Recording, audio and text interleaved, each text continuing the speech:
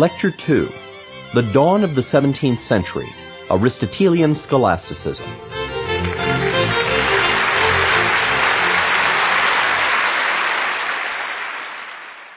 Welcome to Lecture 2, The Dawn of the 17th Century, Aristotelian Scholasticism.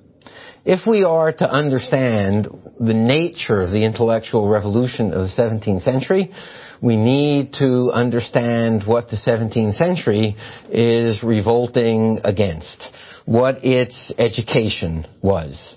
So the purpose of this lecture is to gain an overview of the intellectual inheritance of the 17th century. What is being taught to the educated world? If you were a student entering a European university in the year 1600, what would you learn about the world in which you found yourselves? Every intellectual world asks certain common questions, either explicitly or implicitly. When should I be convinced? What should I find persuasive? When must I say, yes, I have to believe that?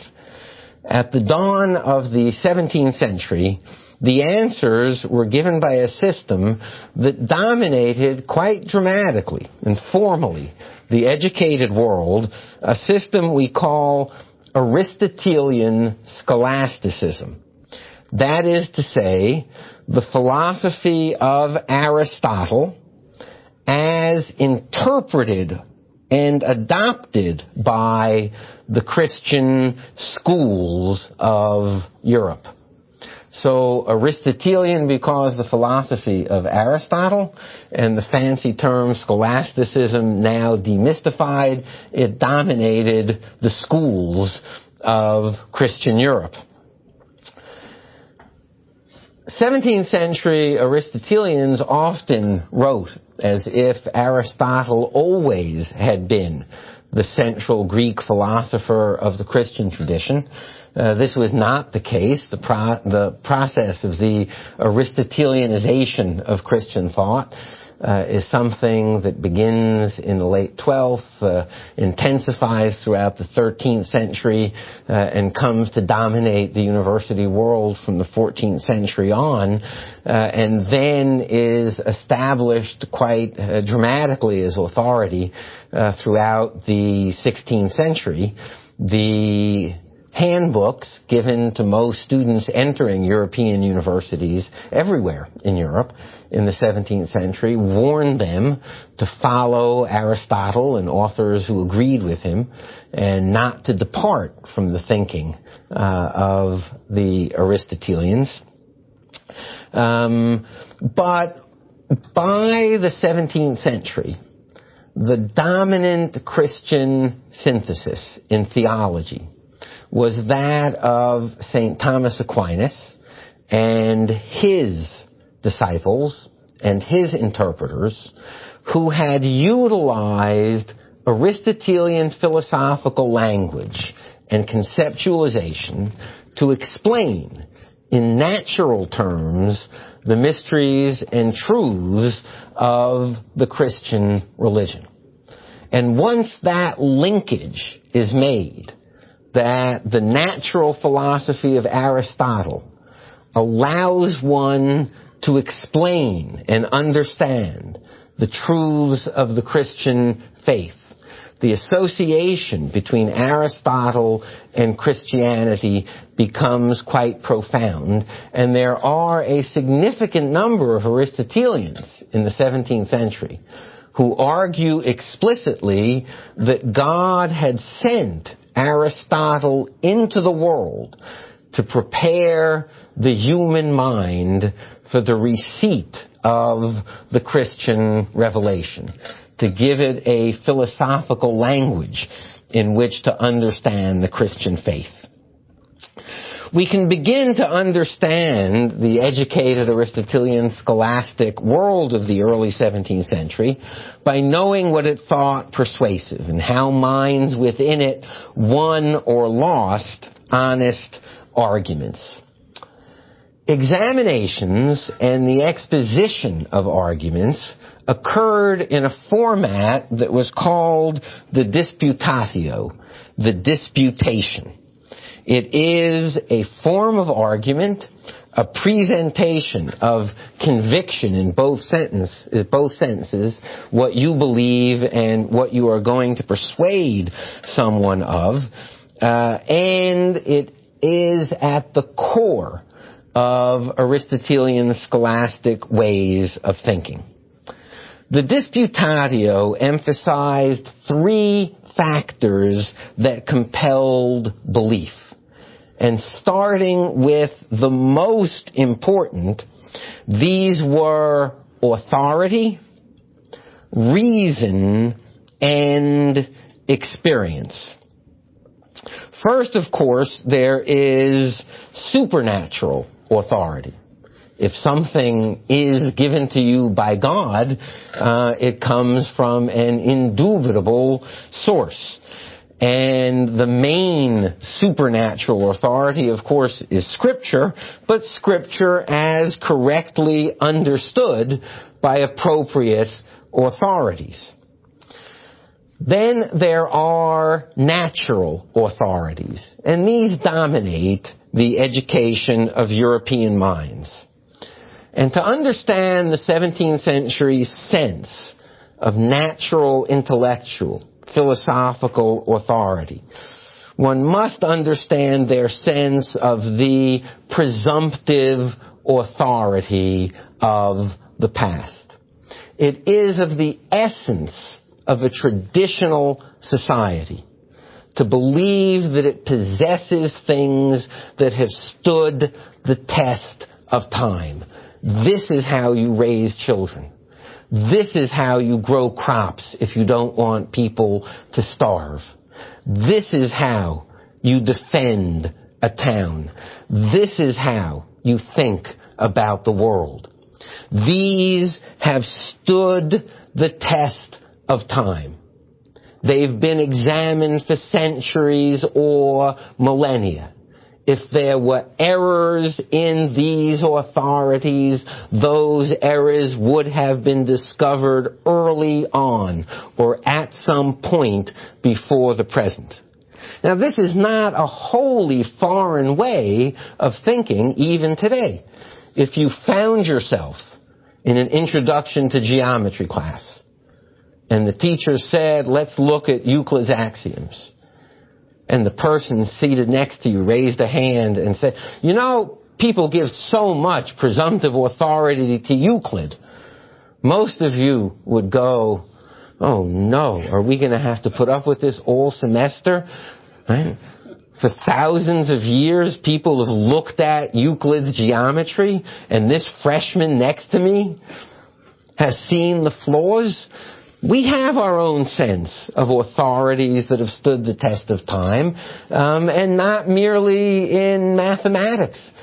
I dare say that if in Astronomy 101 or Physics 101, someone presented Kepler's laws of planetary motion, Galileo's laws, Newton's system of gravitation, and the freshman next to you said, you know, there's so much deference given to the presumptive authority of the past. What you would think is, without being at the frontiers of astronomy, you know, if there'd been a flaw in the second law of planetary motion, someone would have found it, not the person seated next to me. Well, it is at the core of the disputatio that we are the beneficiaries of authorities that have stood the test of time.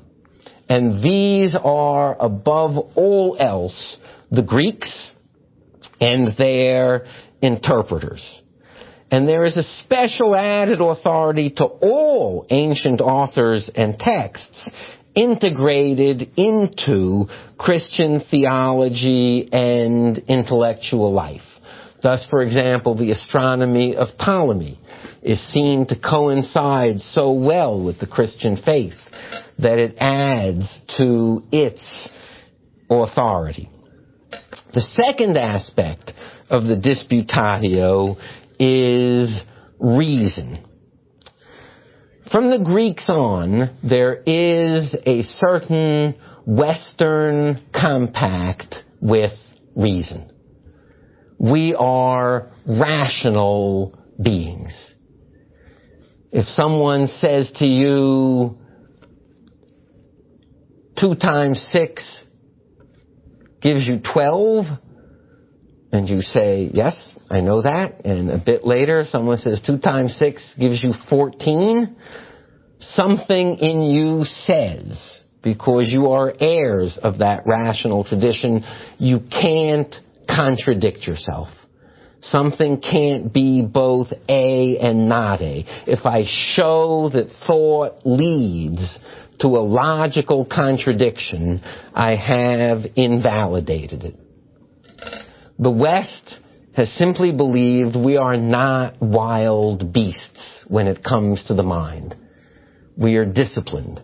We will not contradict ourselves.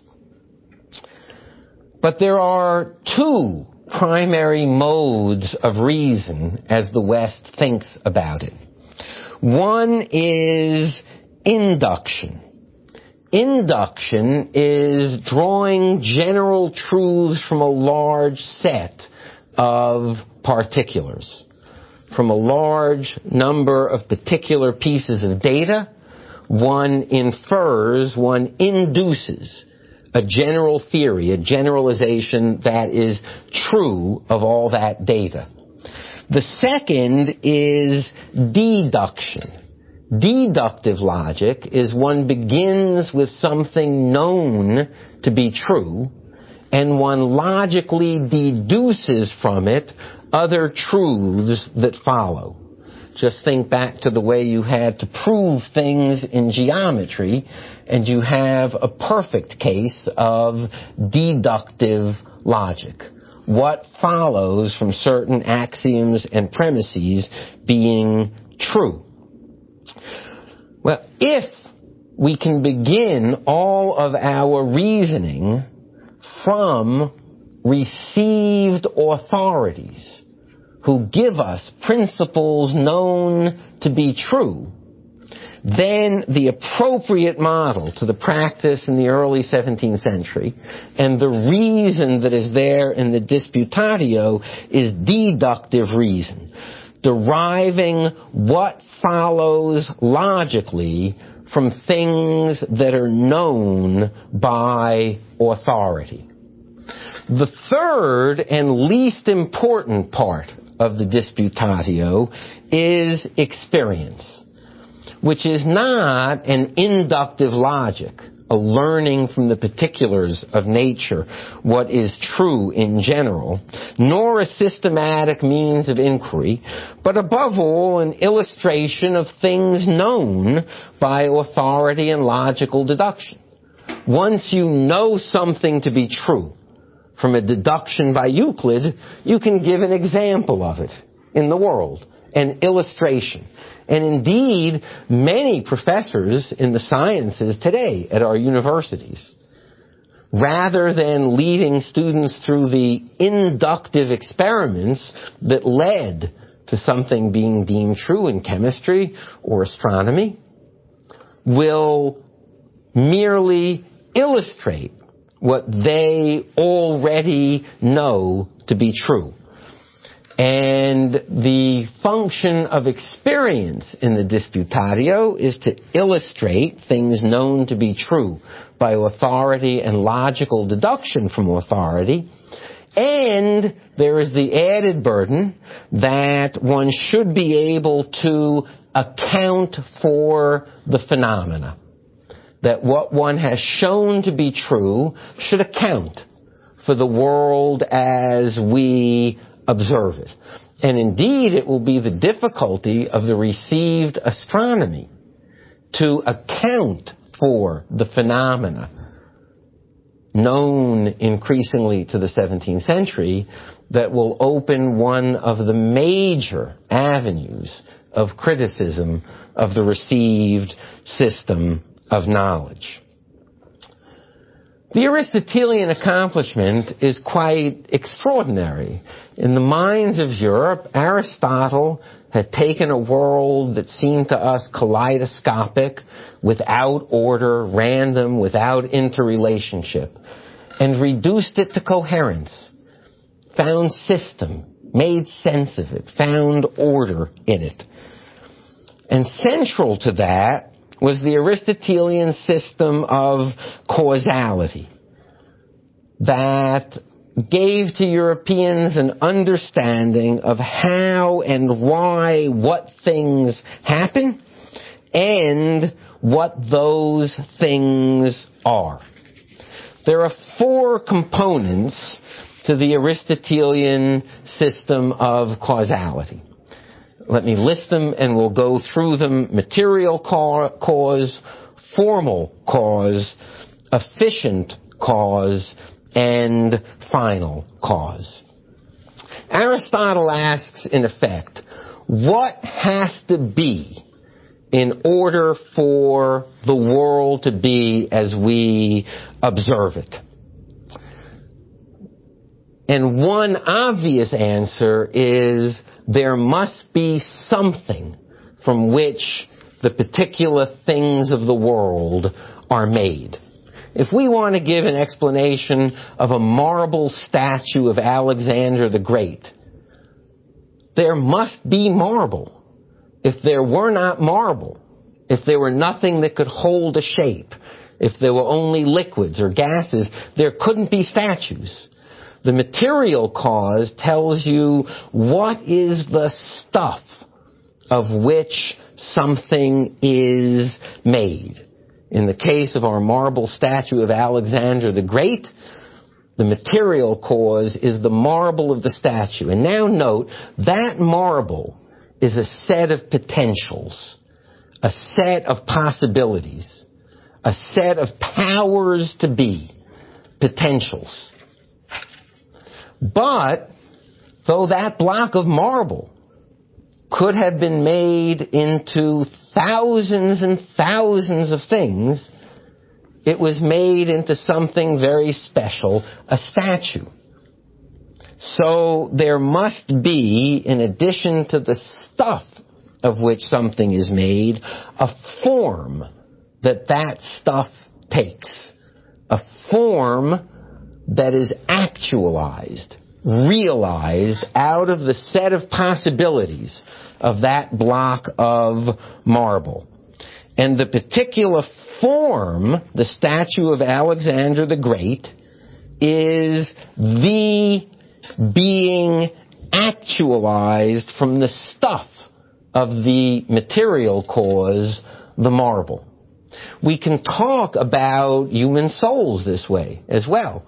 In order for there to be a soul, there must be spirit, something incorporeal, non-bodily. But spirit can be many things. Among other things, angel, devil. There are incorporeal things. One possibility of spiritual substance, of incorporeal substance, is realized in a human soul. And what gives it that particular form is its formal cause. Demons and the devil are ineluctably moved toward evil. Angels are ineluctably moved toward the good. The human soul is that spirit which is free to choose between good and evil. That is its formal cause. Its material cause is its spirit, its substance. Now, we could have that block of marble, and there could be the possibility of the form of a statue, but nothing happens. Something must actualize the form. Something must actually bring that form into being. In this case, the sculptor with his hammer and chisel. Without the sculptor and his hammer and chisel, the efficient cause, The form, the marble statue of Alexander the Great, could not be actualized from the substance, the matter, which is marble.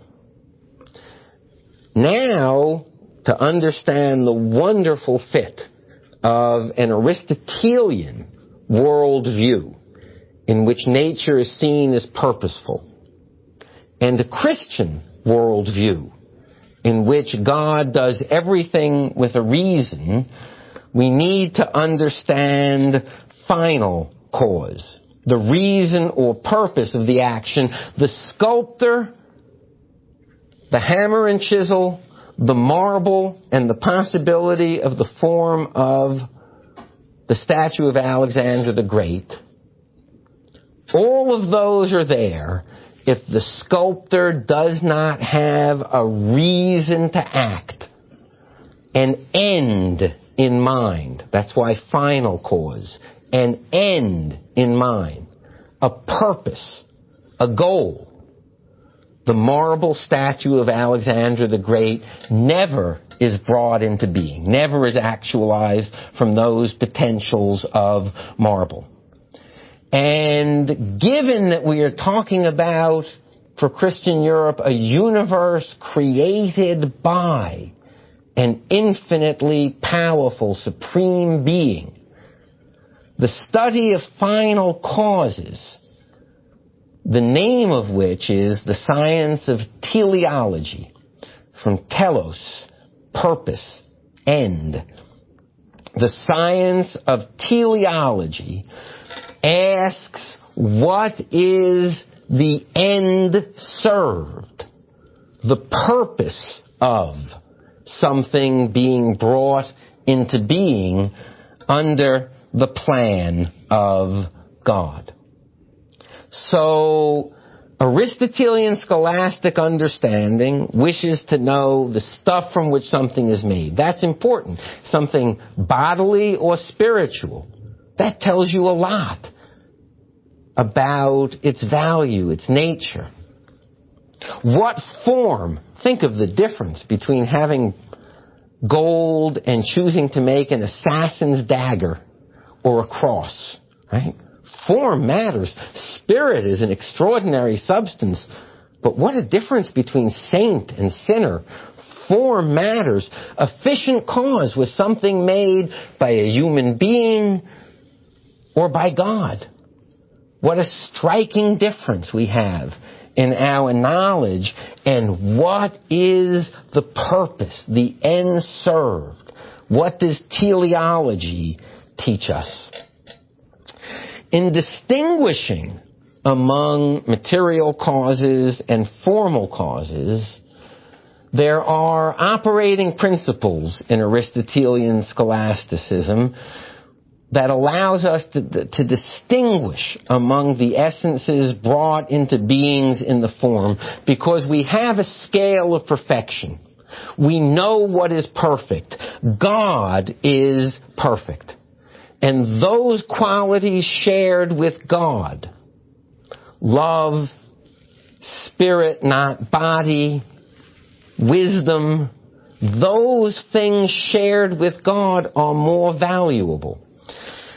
The Aristotelian scholastic thinks in terms of the perfections inherent in any material cause and formal cause. One way to think of perfection as something that exists is imagine light in a room with a dimmer. The real perfection, the real quality, the positive thing is the light. There's no such thing as darkness as a real thing. It's the absence of light. You turn the dimmer, you diminish the light. Sound is the real thing. You turn down the volume and you get to silence. Well, we have the qualities of God, and we have the things that God has created, and we have their absences.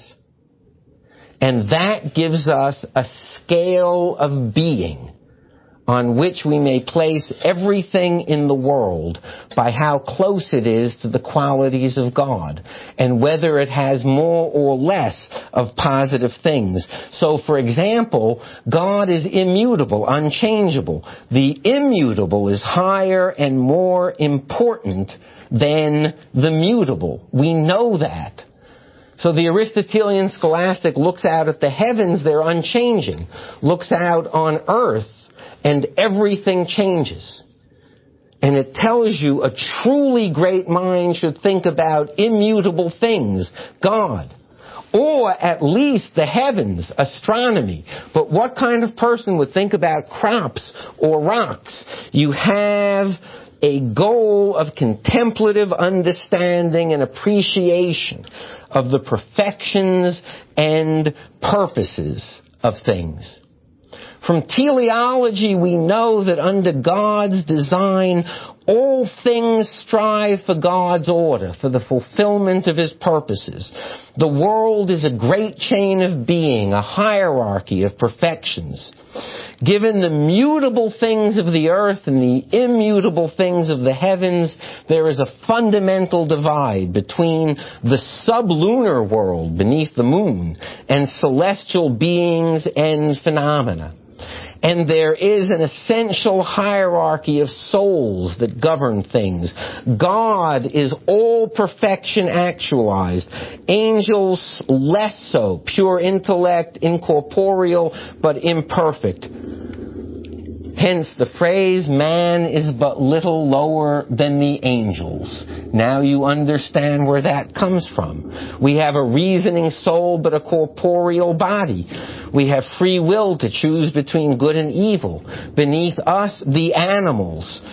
They have senses and non-rational learning, but no freedom of the will. Beneath them, the plants. They're capable of purposeful growth, but no reproduction, no learning, no choice. Then there are stones, holy body and lacking soul in its behaviors, at infinite remove from God. Why did God create both angels and stones? St. Thomas Aquinas said His love was infinite, and He brought all things into being. Now, what follows from being educated in such a system? What should a mind capable of study and reflection know? First, obviously, it should have deep knowledge of the system as a whole and its lessons. For example, there is the dramatic lesson, if you understand the chain of being, that human beings can follow their body and fall further from the immutable perfection of God to the basest center of earth, the location of hell, or escape their body and rise to the immutable celestial heavens. It's built into the system, and one should know the system as a whole and its implications for the meaning of life. Two, a mind should have knowledge of perfections and purposes. Above all, contemplative classification. One is not going to change the order of the world. Yielding wisdom of God's creation and of our place within it. And the mind, above all, should dwell on higher, not lower things. What we think of as the sciences of the modern era, with the exception of astronomy, would all be the study of the baser and lower things. This profound underlying conceptual system directs people to a sense of what a deep mind should know. This Aristotelian scholasticism is the system that had emerged officially triumphant after all of the intellectual wars of the Renaissance and the 16th century. And it is enshrined in the official curriculums of the secondary schools and the universities of Western Europe. And with Francis Bacon, the subject of our next lecture, will begin the momentous assault on the predominance of this system of thought. And in many ways, the intellectual revolution of the 17th century writ large. A reordering of the categories of the disputation, displacing the presumptive authority of the past, moving from deductive to inductive reasoning once stripped of authorities, and the dramatic revaluation of the role of experience in human knowledge, the overturning of the presumptive authority of the past will be one of the most profound developments in the entire history of the West, and for any revolution will depend upon it, the separation of natural philosophy, the study of the natural world, from theology as two separate spheres. That project will strike at the heart of the Aristotelian scholastic synthesis. Thank you very much.